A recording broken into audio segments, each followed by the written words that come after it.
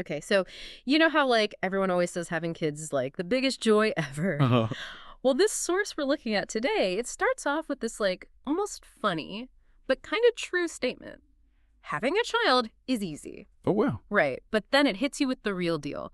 But being a parent is difficult. Ooh, I like that. It's like the shortest parenting book ever written, and we are going to unpack that for you today in this deep dive. What's really fascinating there is that contrast, right? It's not about the actual, having the kid.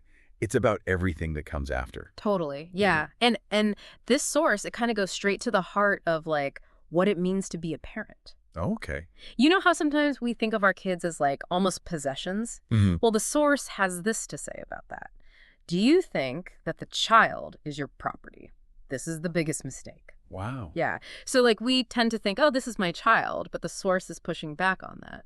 So how does it frame that then if it's not like a possession? Well, it uses this analogy. It says, they came through you, but they are not yours. Oh, I see.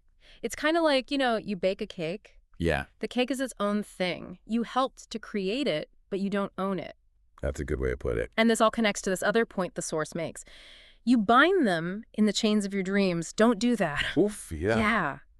This is about all those expectations we put on our kids, like wanting them to be doctors or lawyers or whatever. Right. We've all been there. The source is basically saying, let go of that. Let your kids be who they are. I mean, it's so easy to fall into that trap, though, isn't it?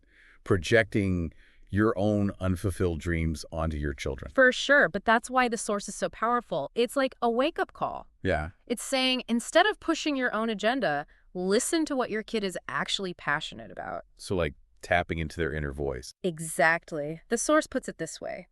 Let them dream their own dreams. Let them live not by your rules, but by the voice within. I love that.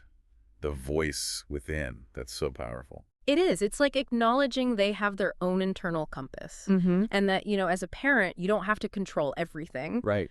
And I think that all leads to this really beautiful definition of what it means to be a good parent. Okay, let's hear it. The source says, remember, true parents are those who let their children blossom freely. Wow, that's really nice. Isn't it?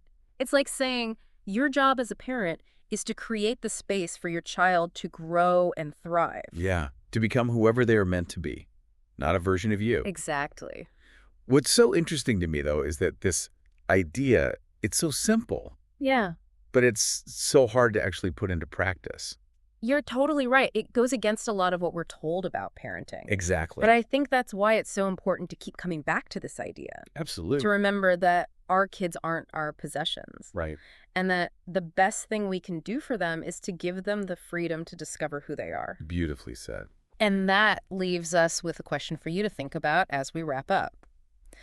What if the most loving thing you can do for someone is to let go of how you think they should be and just embrace who they actually are? Now, that's something worth pondering.